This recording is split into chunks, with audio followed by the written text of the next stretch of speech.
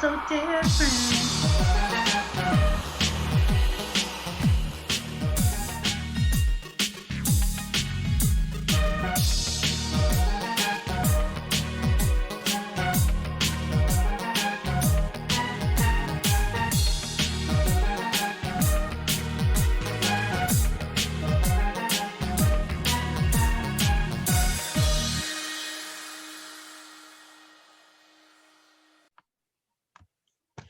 Good morning, good morning, good morning, my We Are Not So Different family. Thank you so much for tuning into another episode of We Are Not So Different.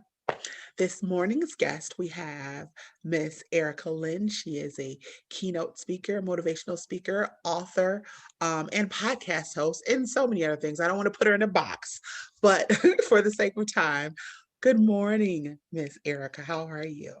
I am wonderful. Good morning to you as well. And I must say, it's afternoon where I am. Okay, sometimes I get caught up in the time differences, so good afternoon. That's right, but My that's right. apologies. It's still but if I could go back to bed and wake up like it's morning, I'm I I'll know be that's right. Hug onto them covers just a little while longer. Oh my yes, goodness. yes. So, my family, y'all know the drill. Go ahead, find your favorite spot on the couch, get your favorite drink, whether it's Kool-Aid or Cavassier, and get comfortable while we just jump into this conversation.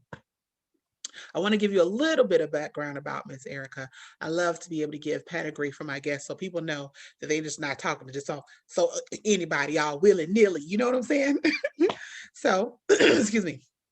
Miss Erica Lynn is a fiercely committed to coaching you through your sacred inner work and conscious outer work, releasing fears and negative energy that continues to hold you back, allowing you to start accomplishing your highest potential and walking into your greatest good.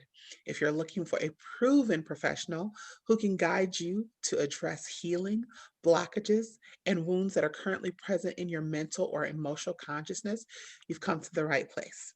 With over 20 years of experiencing growing through a traumatic roller coaster of events, she began working with amazing clients with similar worries and concerns and continues to guide them to achieve remarkable success. Erica is committed to walking you through becoming unstuck, elevate your mindset, and increase self love while giving you a map to success. That is a mouthful. And not just that, but I feel like, not to say that other people don't, but I feel like you meant every word of it because it comes with some history. You know what I'm saying? Yes, yes, absolutely. I do. Sometimes when you live it, you feel it, and then you can tell it. But when you tell it, that means you're able to tell it because you've come from a place of wholeness. You Mm. come from a place of being healed. But when people always say, Erica, how do you know that you are over those traumas and experiences? How do I they say, how do I know that I've healed from what I'm going through? And I say, well, when you could talk about it. When you could talk about it and you don't cry or you don't just go, you know how you say something and you stare off into space because it takes you back to that place Yeah. and you're not healed from it. You still got some work to do. Mm. Okay. And some of those keywords, the one that stuck out the most, I think, is stuck because I feel like a lot of, and fellas, I love y'all. Don't give up on me. But I relate to women because I am a woman. So fellas, hear my heart. But I feel like a lot of the times we find ourselves stuck.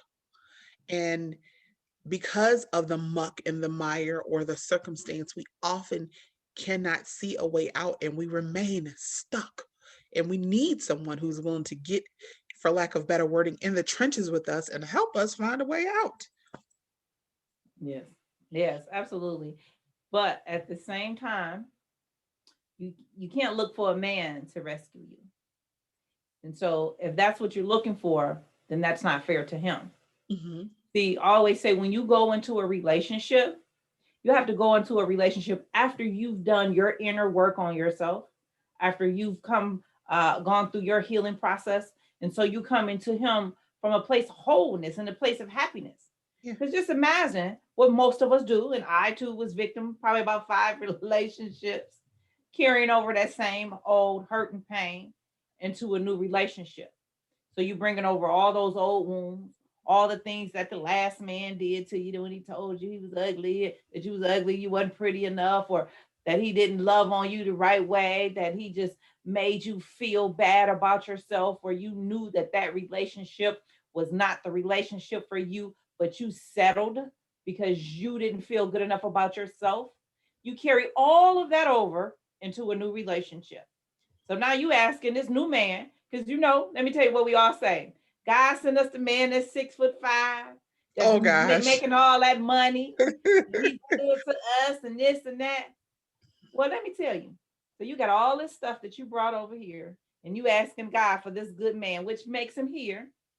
Y'all not equally yoked.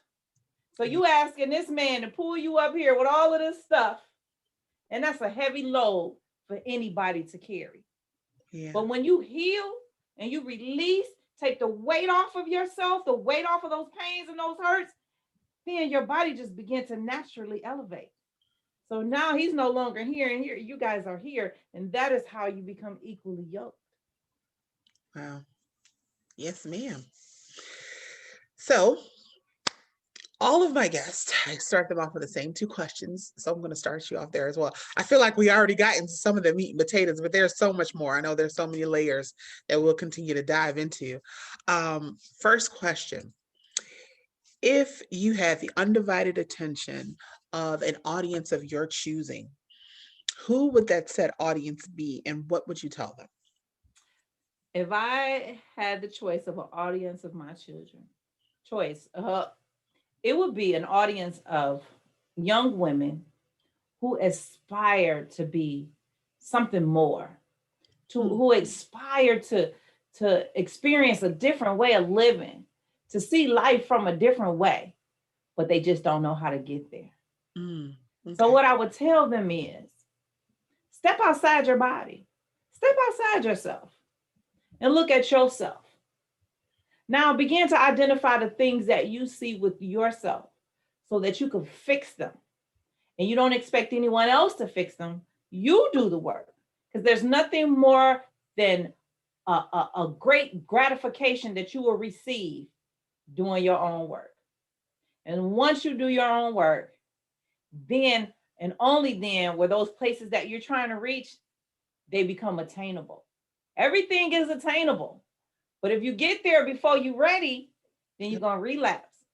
So if you do the hard work now, then the rest of it is gonna be easy. And if you start kind of like relapsing while you're on the way, you did your strength work, and you can catch yourself and just keep going. All right. I like that. If you get to like where you want to be and then you're not ready, yeah, you said relapse, that could be disastrous. Now that I think about it. Oh my goodness. Okay. So if you had the opportunity to speak to a younger version of yourself, let's say 5 or 6-year-old Erica Lynn, what does little Erica Lynn need to know? Well, don't say that I would say this to another 5 or 6-year-old. Okay. But I would say, girl, when you get about 17, stay off the pole. Hey, all right then. Just like that. Stay off the pole. Okay. Yes. Okay. And because ain't nothing, you're not going through nothing that bad, or the experiences that you're gonna go through from 6 on up is not that bad that you need to get on the pole. So stay off the pole. That's what I would tell myself. All right. Just like that. Yes, ma'am. And you know what? Yes, I would venture out and say that there are some other 5 or 6-year-olds that need to hear that same thing. So, we're in a safe place. All is well. So you are an author. Can you please tell us more about your book, 7 Techniques of Healing? Yes. The 7 Techniques of Healing is 7 proven techniques that will not only take you through your healing process, but will take you through those steps that we talked about previously. It will take you on your journey. It's a guide. See, some people don't even know they need healing. Like, they've been broken for so long. Yeah. It's just like normal to them. Yeah. And it takes somebody else to help you identify that, oh man, I really need a little bit of help. You know how people grow up in a dysfunctional family? Yes. You don't know that your family is dysfunctional. Can't recognize dysfunction. You go over your friend's house and you like, my mama never told me she loved me. Oh. We don't set the table and sit at the table at 6 o'clock and eat dinner. It's normal for my mama to say, get the F over here. Sit the F down. Come here, you little F. Like, you know? Yeah. Wow. Yeah.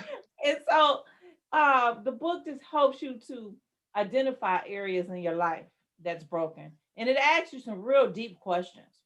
And so if you lie to the book or lie on the questions, you're not lying to me because I'm not there with you. You're just lying to yourself. Just like, oh, and that's the worst. Yes. So it allows you again to identify some things that you need to fix. And it gives you steps to know what's your next step. So for example, if you need therapy, counseling, a coach, whatever it is, it just provides information. And then it takes you along through the 7 techniques from healing to identifying to inspiration on down to growth. And when you finish the end of the book, you've gone through so many phases. And let me tell you, I know when people that know me or personally know how to get in touch with me is reading the book, everybody calls me on chapter 2. I've not met a person yet who's read my book that does not call me on chapter 2. They're like, I just can't stop crying. Oh. But you gotta sometimes you have to purge. You have to get it all out. Because if you don't get it all out, then you're masking it. You know, you're hiding it. You're hiding. Let it all out. And then we can go on to the next level. Because then you might go from laughing to crying. Wow.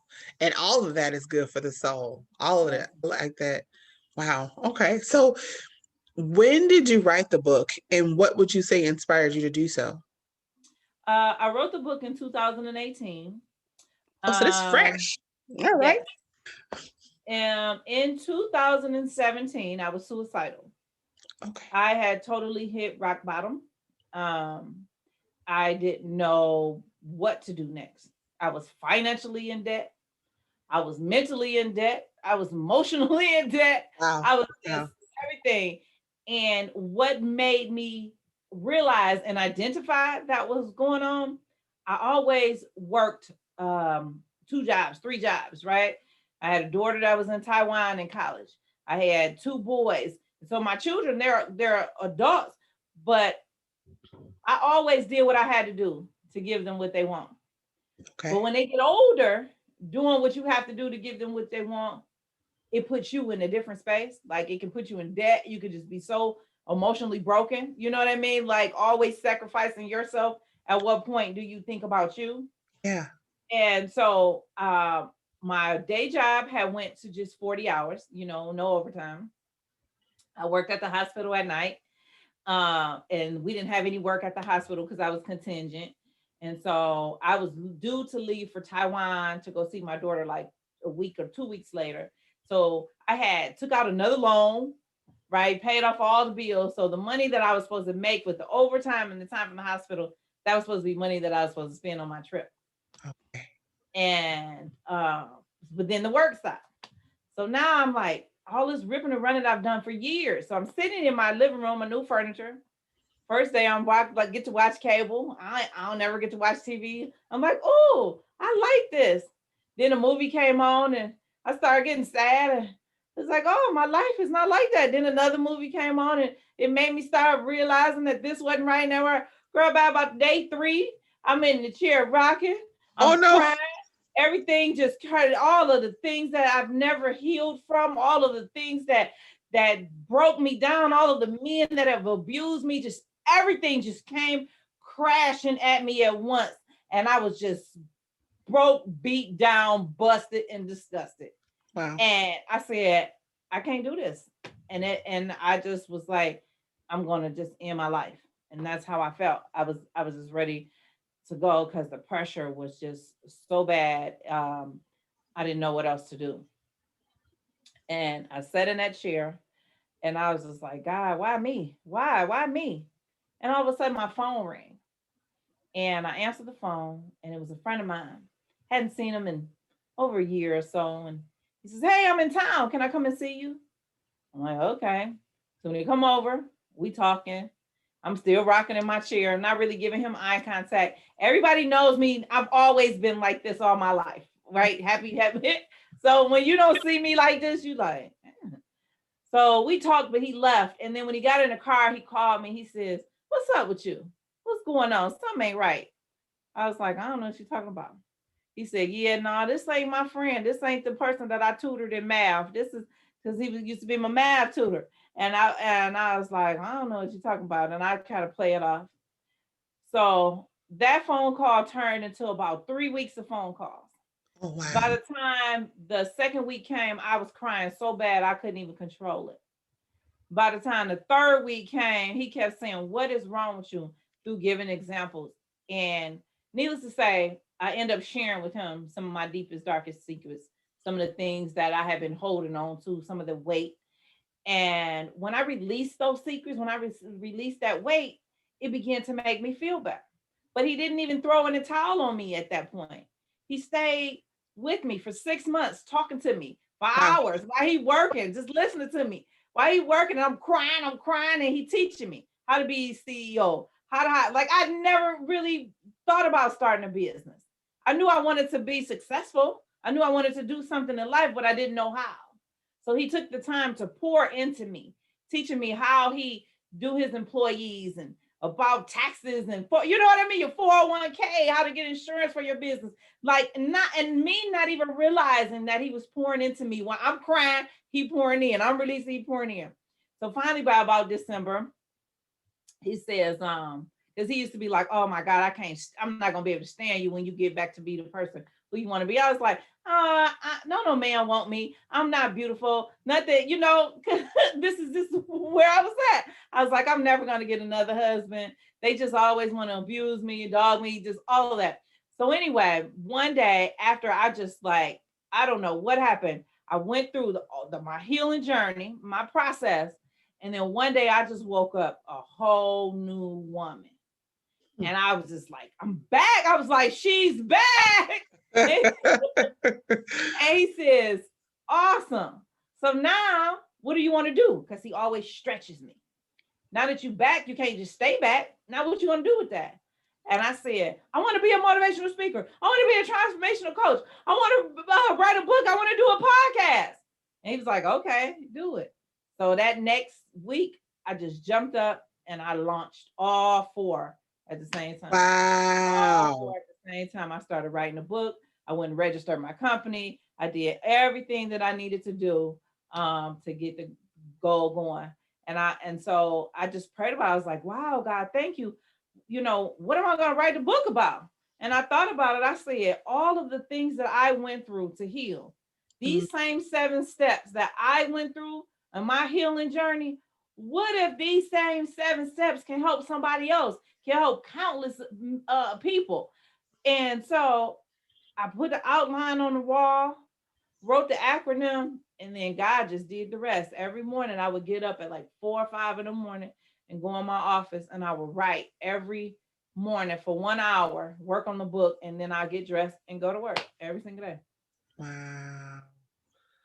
I love it and that's why I believe I saw it on your website where it says you were able to turn your test into your testimony. I love how God takes the most seemingly unattractive, unappealing things of disdain, things that we want to hide and cover up that we might be ashamed of. I love how he takes those things and he wipes them off and then raises them up and put them on display. That's like his forte, when he can take chaos and create something beautiful out of it. I will never ever tire of hearing those stories ever. Ever. Yeah. And another thing you had said in one of our previous conversations, you said that it is imperative that we tell the good, the bad, and the ugly. Like, everyone wants to be around a winner. Everyone wants to celebrate a celebrity, but nobody wants to talk about what it took to get to that place. I am thankful that you are transparent and vulnerable enough to divulge those things, because I don't know. And like I said, there's a stigma that is attached to, like you spoke of trauma, you spoke of abuse, you spoke of so many things, and society wants us to hide those things, and we do out of shame or fear or whatever. We hide those things, and no one talks about it. And then next thing you know, you find yourself in a position where you are ready to give up on life because nobody talks about it. Yeah, yeah, yeah. I always say I aspire to get married one day, again. So I had two divorces under my belt. So I do aspire to be in a loving marriage with Mhm. whomever my significant other turns out to be. But how do I know how to stay in a lasting relationship? Okay. How do I know how to work with my partner to overcome things that we're going to experience in life? Okay. And that's when we look to our elders or we look to others that's in a successful relationship. Hey, what happened when that other woman came and he cheated on you? How are you guys still together? What happened when you had lustful thoughts and you wanted to step out on your husband? Or what happens when you get mad because he don't put the toilet seat down and you want to just strangle him? Like, you know, and those are things that we look to people in marriages that lasted, our elders that's around, they can give us those tips. So that is the same thing with healing in your growth journey. You go to someone who has gone through the process, who has done their healing work. Mm. Because people used to say to me, how can you help me if you haven't experienced anything yourself? So ultimately, I might not be Oprah or Inyama, but my experiences that I had were my experiences. And I'm able to help somebody else with those experiences. I just went further and studying and learning and, getting good in other areas so that I can help people in different areas.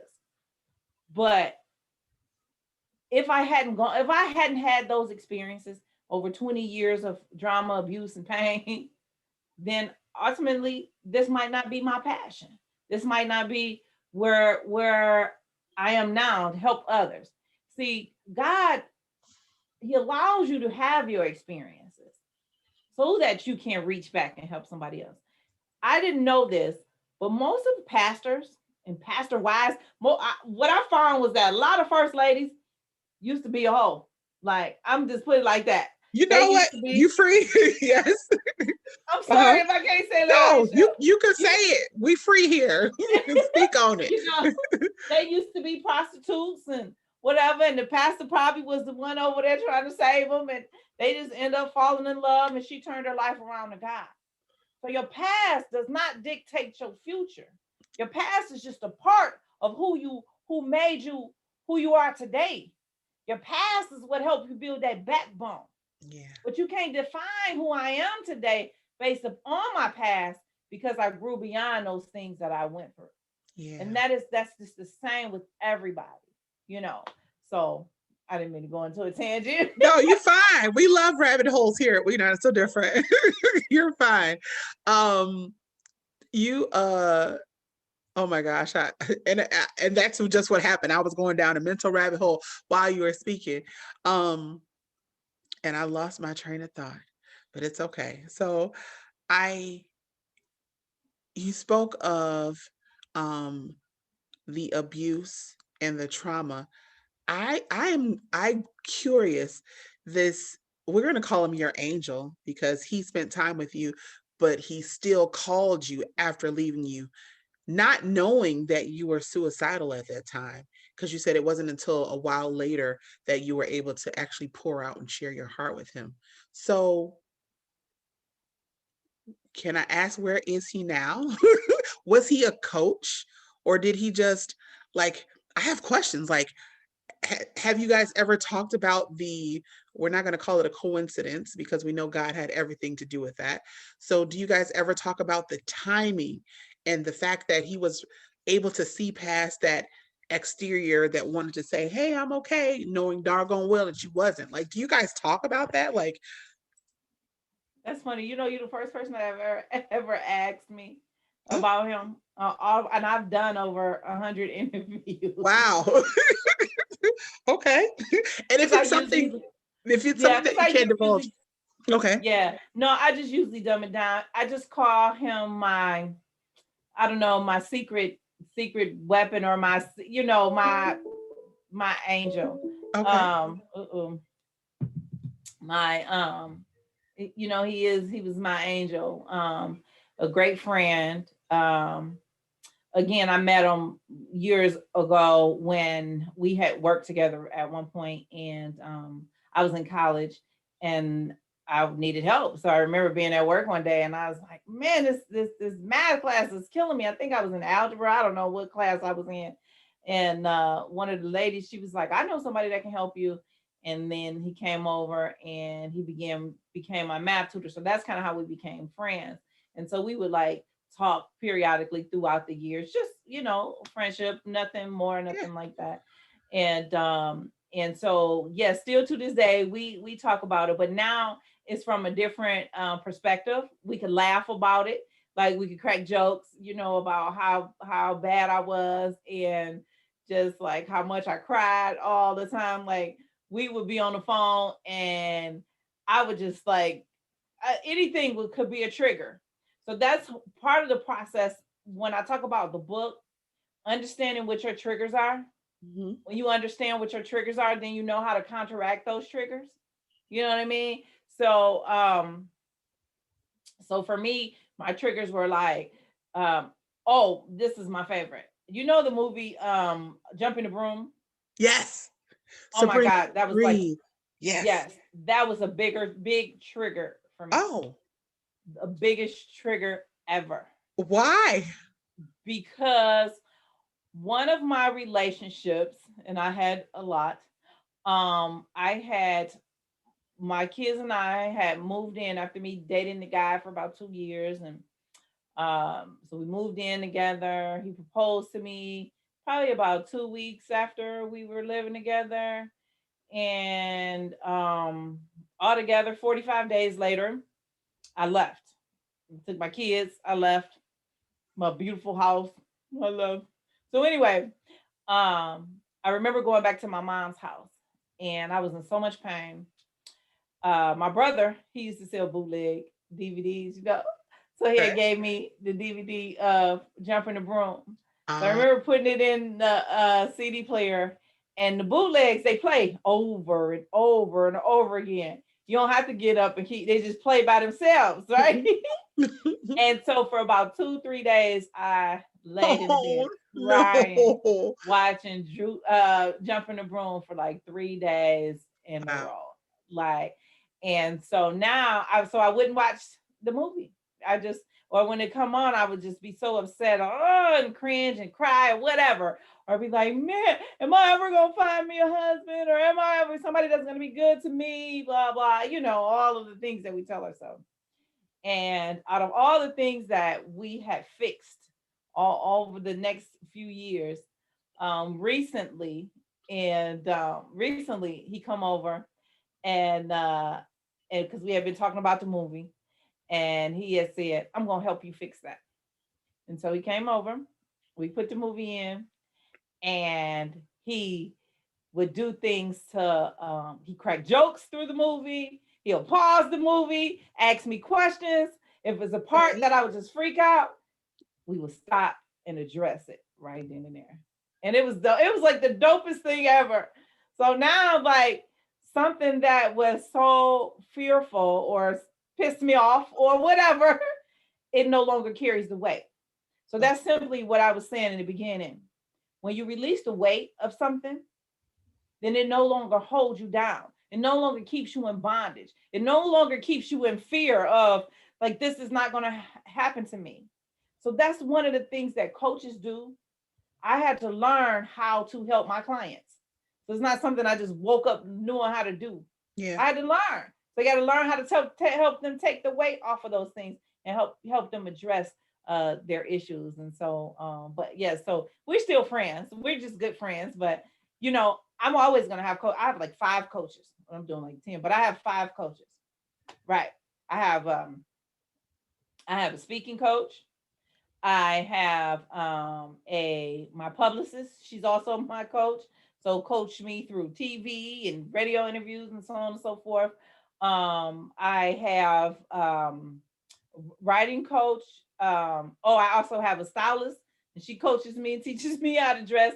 So I mean, so coaches help you in so many different Yeah. areas, and so he's gonna always be like a life. So he's not really my coach, but he's gonna be kind of like a lifelong coach. I don't even care if he get married and have kids. I'm going over there with his wife. Like, look, this is my friend. I love it. I love it. I do. So, you are also a podcast host, fellow podcast host of Erica Lynn Speaks. What, how did that, well, I was going to say, how did that start? But you said you went and launched them all at the same time. I remember you saying that.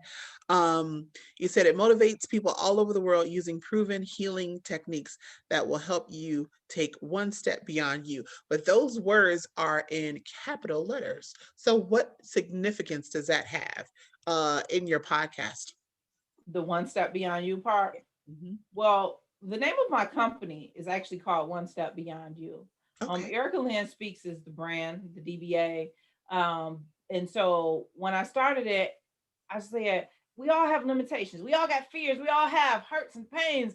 And everybody's like, I'm stuck. I can't get past my stuck. I can't get to the next level. I can't do, what am I supposed to do? So simply one step beyond you just simply means that don't allow your limitations to hinder you. Instead, take one step beyond you into your Mm. greatest victory, into the woman that God has called you to be, into your joyful place, into the place that you know that you should be, into having a happy family, a loving marriage, a great CEO, a wonderful business partner, whomever a great podcast host as such as yourself. Thank you.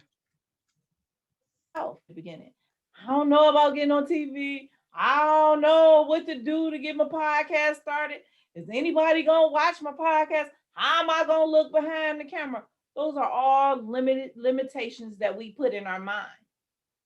So don't allow those limitations to hinder you, stop you, because if you would, you wouldn't be here right now, blessing the world with your beautiful voice, your beautiful message, the beautiful woman that God has called you to be. There's a reason that he has you here because there's some woman, some person, something that is going to hear your voice, is going to hear a message that you have to deliver, and it is totally going to change their life. So don't stop. I see why you're a motivational speaker. I felt like I was like, yes, like I need to go get my pom poms. Like, yes. I love it. I love your energy. I love your positivity. And I love the fact that you're willing to use that for the good of others. That's like huge. I think that God is going to honor that because we're called to love one another. We're called to be selfless in the as we care for others, right? I think it's going to take you it's going to take you very far. But I applaud you for Thank doing you. it and not just remaining stuck. Gosh, and for helping other people get unstuck. That's the word of the day. Unstuck. Get unstuck. So, there was, where is it at? Survivors of the Storm. Can you tell us about that? Well, Survivors of the Storm is the baby that belongs to my cousin. That's her Okay. baby, her event. And she is an apostle.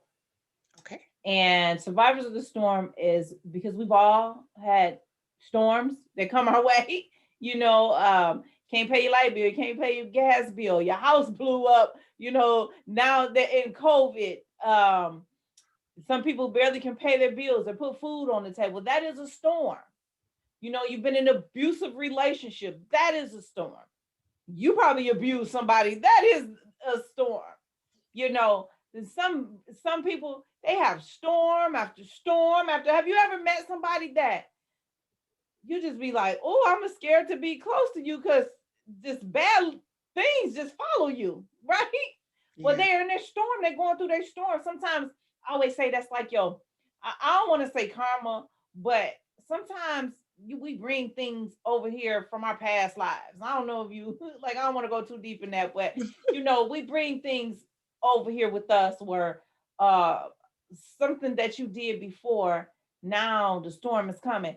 And you could possibly have been what they say, Job, he was a steward of God, and the storm just kept coming.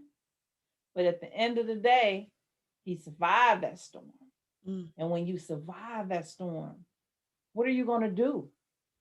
What are you going to do with those survival techniques that you learn? Those survival tips? What are you going to do for your life that was spared? You always got to take the storm or the things that you went through, and you got to use it. You got to use it to help somebody else. Because when you come through your storm, somebody right behind you going through their storm, they're like a whirlwind, and you right here, they going, and then you just got to catch them and help them. Like I'll tell you one.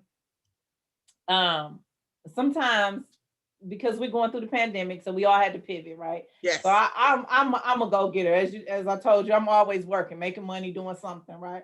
So I got out there and I started driving Uber along with all the other stuff I do, right? How do you And sleep? because My there was, goodness. huh? I said, do you Do sleep? I sleep? Yep. I go to bed like 10:30, 11 o'clock. That's early. Okay. So I actually got out there this morning and went and drive Uber because I get up at 4 or 5 in the morning. Sometimes I just want stuff to do. And honestly, at this point, me driving Uber is just so I can get my nails and my hair done. Oh, okay. I can't touch the money in the business account. I can't touch the money in that. So I was like, okay, let me get it done. So anyway, I meet a young man, and he was 20 years old. He was telling me he had a felony, and I picked him up from work and took him home, and he was saying that he would get in trouble by his parole officer if he didn't have his birth certificate and his ID by a certain time, and so on and so forth. But during the pandemic, you know how you got to make appointments for everything, and Yeah. the appointments is like 5-8 months out the way. And I just simply started asking the young man questions. And then I started telling him, you can do this, and this is how you can do it. You can go on this website and get this done. Oh, I did this for some of my clients or some people I know, right? So I just started asking him. Then I don't know why God made me share my story with this man, this young man. I talked about the bankruptcy, everything. And he was just like, really? And when we finished, I ended up giving him my business card, and I said, call me. I'm going to help you. And he said, what? And I said, the only thing that I ask of you, I asked two things of you. He says, what? I said, one, when I give you this information, that you actually use it, because my clients pay me $1,500 for this information. So I'm going to bless you and give it to you. And I said, because I want to help my people out. And I said, the second thing that I require of you is once I finish helping you and you get to where you're trying to go, I require you to reach back and help somebody else. Yes. And he Yeah. said, yes, ma'am. Yes, ma'am. I'm going to call you. What time you want me to call you? I said, I'll be through with the podcast at 1:30. You can call me at 1:45. He said, okay. Wow. Wow. I pray he does. I mean, and once again, I love how God sets us up. That wasn't a coincidence. I don't believe it was. I think that was a divine meeting. That was an ordained connection.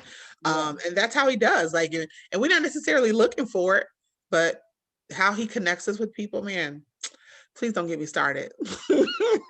I could talk about that all day. Please don't get me started. So, does your company, your brand, your business, do you guys have anything new coming down the pipeline? Oh, absolutely. Okay. Absolutely. So first of all, we already have the One Step Beyond You signature group coaching program. Okay. And so some people don't like working one-on-one. They prefer to sit back and watch other people go through the process. And then you connect with a lot of different individuals to help them through their process. So that's our core signature program. Okay. But I've been working with my team, and we're coming out with a new program for women, not just for your healing, but to help you level up. So because I have so many different areas that I've studied in, so many coaches that I've paid and trained. And so I've learned a lot. So what happens after I help you heal? What's next? Right? Yeah.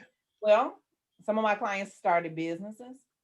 Some of my clients went on to get married. Some clients going back to school. I have a client that's 60 years old. She went back to school. I You love know, it. yes.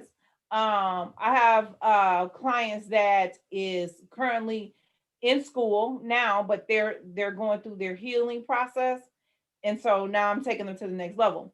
So so the new program is really to help you level up, because we all want to make money, or we all want to, you know what I mean? We True. want to make more money Yes. than we've made before. And so I just help them get to that next level. And I provide a whole lot of resources that they can use, because along the way I've met a whole lot of people and have a big team. And so outside of the things that I could do, there's so many people that I can connect you with to take you, where you want to go. And so the program that's coming out is simply going to help you level up. So I can't give you like the meat and bones of it, because, I don't want nobody to, Yeah, I got but you. I got but you. I definitely want everybody to level up. I want you to go to your next level. I want you to go after your dreams. I don't want you to just go to bed and dream about a dream, because see, God puts that dream in you because he wants you to actually act on it.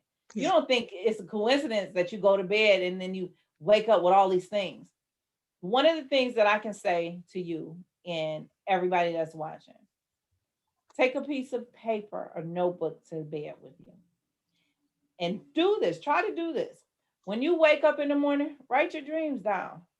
Write the things that God have placed inside of you in your dreams, because sometimes things come to us in a dream. So you looking for the name of your business, it's going to come to you in your dream. Write it down, because I don't remember nothing I dreamed about. When you wake up the next day, you remember the dream like right then and there. But by the time you go to the bathroom and come back, you don't forget. Oh no. I know a lot of people like that. So write it down. When you first wake up, write down all those dreams and those visions and those thoughts that if you had in your sleep, because your next big victory is going to come through your dreams. So don't just allow the dreams to be a dream that's there at night. Bring those dreams to life. And in order to bring them to life, you got to learn how to bring them to life. You got to learn what to do with them. Because sometimes God give you something and you don't do nothing with it. Have you ever heard the saying, the best ideas are the ones that's in the grave? Because look at all of our forefathers, all of our people that came before us. I'm sure these ideas, they had big ideas and they never shared them with anybody. They never acted on them. They never, just like the things that we use today, electricity and all of this stuff. I'm sure somebody else had a dream or the knowledge or the idea to start it before the people who actually started. But they didn't know what to do, or they was nervous, or they was like, oh, people gonna laugh at me turning on the light switch. It's more important to light a candle. What's this light? You know what I mean? So don't allow your dreams, and I can't stress it anymore. Don't allow your dreams and your ideas to just be a dream and an idea. Actually write it down and implement it, because in Habakkuk 2:2, he says, write the vision down and make it plain. There you go. So if you write it down, that's saying to me and that's saying to you that you're bringing it into fruition. So, have you ever heard when you speak something out your mouth, you speak a life to it? Yeah. Yeah. So that's why I believe in the laws of reciprocity. What you put out in the atmosphere is what you get back. So that's the same with your dreams. You putting it out in the atmosphere by writing it down. By speaking it out your mouth, you bringing it to life. Now you just got to do the work behind it. In other words, you got to be taught how to level up. Yes. All right. So when does this program launch? It will be, we should be launching it in the next 30 days. Okay. I am working on the webinar right now as we speak. So I will make sure that I get back with you with the link to the webinar, and you can invite all of your guests, Yes. or I'll come back on if you want me to. And you can, invite all your guests, your email list, whomever, so they can come to the webinar. It's going to be totally phenomenal. I'm going to bring some of the best people in this program. You guys are gonna be like, oh my God. I'm even gonna have my publicist come in and do it. And my publicist works with everybody. Everybody. Everybody. Everybody. I'm like, wow. Because when I hired my publicist, I said, I want to go on the Ricky Smiley show. And she said, okay, that's obtainable. But you got to do this first. There's a process. And she has walked me through the process, baby. And that's all I want to do. I want to walk everybody through the process. Okay. Leveling up is a process. You can't just wake up tomorrow and say, I've arrived. I've arrived. Well, what did you do to get here? Right. And what you gonna do now that you're here? Right. What's standing behind you? What's the consistency? Because just with your podcast and many other podcasts, people may see you today, but they're gonna look at 6 months later and go, is she still here? Or was she just part of the phenomenon because of the pandemic? Right? I'm here. You're gonna see this face right here. Such a beautiful face. Such a beautiful, you are such a beautiful woman. Thank you. So can you tell my listeners where you can be found? Websites, social media handles, whatever you want to give us. So if someone listens to this and is like, I want to hear Miss Erica Lynn speak, where can they find you? Absolutely. They can find me on ericalynnspeaks.com. So that's Ericalynnspeaks.com. And all my social media handles are the same. That's Instagram, Twitter, Facebook, and my YouTube channel is all Erica Lynn Speaks. Oh man, she made it real easy for y'all. Erica Lynn Speaks. And wherever, at whatever venue near you. So social media, YouTube, Facebook, Erica Lynn Speaks. That was really simple. Thank you so much for spending your morning. I know that you're a really, really busy lady. And I always express to my guests how appreciative I am that they carve out some time to spend with We Are Not So Different. You are truly appreciated, Miss Erica. Yes. And I'm not so different than everybody else. I just don't mind sharing my story, you know? And I love that. We love that. I think it's imperative, like I said earlier, because there's so many conversations that people are afraid to have. There are people genuinely hurting and they don't have to. So anything that I can do, anything that you can do to assist people or bring them out of that spot, man, sign me up for it. I'm in. Oh, absolutely. Absolutely. So please, let's stay in touch. Yes. So that I can make sure that I get you the information, because the world will be open up soon. You know, every year I would I have my own events, Motivation into Your Purpose. And everybody would come to the event. And because that was my first event, you know, when I first started as a speaker, it wasn't everybody like beating down my door. You're famous. Can you come and speak on our platform? Nobody even knew who I was. It's like, who are you? You ain't. So I created my own platform. And yeah. I was my own speaker. Then the next year I hired other speakers to come and speak at my event and so on and so forth. So I simply told you that if nobody is beating down your door to give you an opportunity, if nobody is telling you, we want you to come speak at our event, or we want you to, you know, be the manager of our company or the CEO of our company, or we want you to drive our limos, whatever it is, create your own seat at the table. You don't need somebody else to tell you that you're good or that you can do something to help somebody else make money. Start your own company. Create your own way. Design your own lane. And I'm not going to lie to you. It's not going to be easy. But if you believe in the dreams and the vision that God has placed inside of you, then you will fight for those dreams and those visions, so that you can create your own seat at the table. Motivational speaker, keynote speaker, author, and podcast host, Erica Lynn, ladies and gentlemen. On that note, we gonna close it down because she gave y'all a word. So take that little nugget and stick it in you and run with it. Until next week, guys, take care of each other. Love ya. Peace. We are not so different.